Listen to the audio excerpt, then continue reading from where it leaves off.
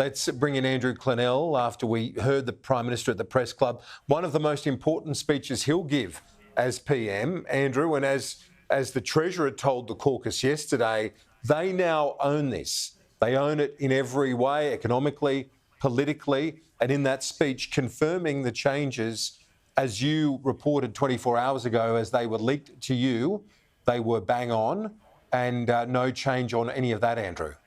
Yes, and as we reported, Jim Chalmers did say that. We own these. The alternative was to give people the Liberals tax cuts. That's a driver in this. The other driver in this is Dunkley, the by-election. It's an early test for the Prime Minister on this. I would say that we will be speaking about this day on election night, and we will be speaking about the voice referendum on election night. I don't know what will happen on election night in 2024 or 2025, but those are the two seminal moments of the term so far. This is a seminal moment in this term of government. And I have to say that after that speech, the impression I'm left with, Kieran, is that Anthony Albanese, for the future of his Prime Ministership, now needs to win the seat of Dunkley.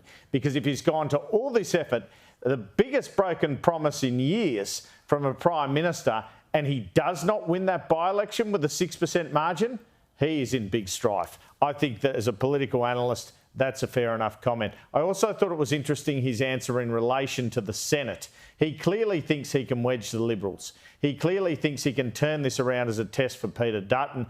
You and I have flagged earlier, why wouldn't Peter Dutton vote for the tax cuts to the lower and middle income earners and promise to do more later on? Well, that can get lost, I guess, if the coalition amends the bill for that and then votes against it outright. And that is what the PM seems to be relying on. Him able to say they voted against tax cuts for lower and middle income earners. And that's clear from what he said there. Exactly. Will it work? Will that trump, the issue of a broken promise? Gee, I don't know. This is a gamble, okay? This is a roll of the dice. There's no other way to assess it. You can't say this is smooth sailing or it's genius, it's brilliant, it's going to get them out of jail. This is a gamble. That could go either way, I have to say to you, Kieran, this afternoon. It could go either way. It could boost the government's standing or it could lessen the government's standing. Remember, they only won with 33% of the primary vote and they only won a majority by 3 or 4 seats, but the coalition only has 56, 57 odd seats. So they've got a long way to go to majority, but it is an extraordinary, historic day in terms of this term of federal government, Kieran. Andrew, it is, and as you say, it is a seminal moment. I totally agree with you on that, because we will look back on election night to today and the arguments since, between now and the next 12 to 18 months, whenever that election is, to say they were successful in prosecuting that case, or this was the start of the decline. The one thing, you reported earlier the 3 members of Caucus who raised concerns about the backflip. You also said, and this is what I've picked up certainly from senior figures in the government right down to humble backbenchers, is that the vast majority of them, and you, as I say, you said this earlier with the Caucus feedback you got, that they are supportive. They think they're on the right money here. And as one of them put it to me, they haven't used stage 3 on any of their mail-out material, none of it, because they didn't own it. They didn't think that they could sell it. Now they believe they can. Let's see. Yeah, I mean, I did report that the vast majority of Caucus have supported it. If things go south in the polls and they lose Dunkley, that won't matter. Yeah, well, that support probably ebbs away pretty quickly, that's true. But you're right to point to that first big test in the next little while, that being March the 2nd. These moments come at a time in the electoral cycle. We saw Aston when the Prime Minister was flying high, felt like he was bulletproof.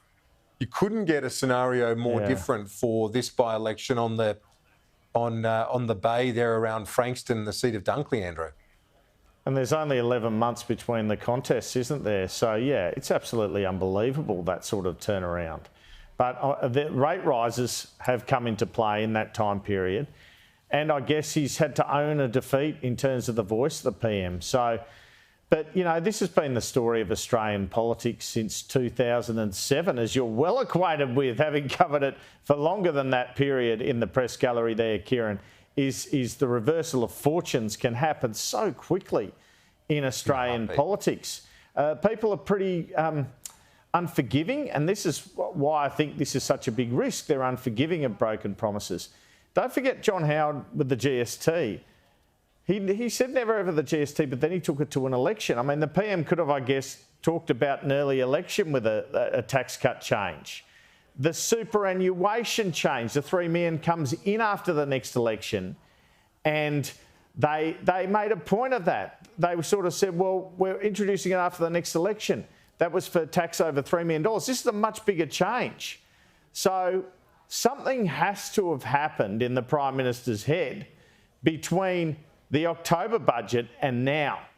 And I think the most likely thing is bad polling in Dunkley and bad focus group research. Because no matter how much these guys deny it, that's what they pay attention to the most. And you and I know that very well, Kieran. And I would say they were looking dicey in Dunkley and they were looking dicey nationally. And that's why the PM's rolled the dice. The other aspect to this I think is important to note is Jim Chalmers has been consistent all the way through. I said he's tied to this decision if it falls over, but he is someone out of this who could say, I've gone with my belief all the way through. In opposition, I argued to change the stage 3 tax cuts. Last year, I argued to change the stage 3 tax cuts. Now I've got my way. Whereas Anthony Albanese and Richard Marles, I believe, had a position to stick with the tax cuts.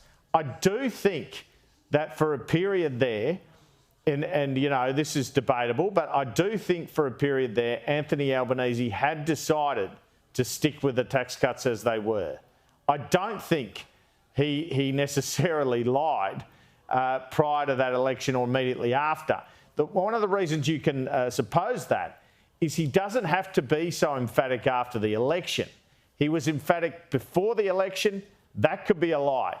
After the election, he's saying to Mark Riley at Channel 7, my bond is my word. He doesn't have to say that.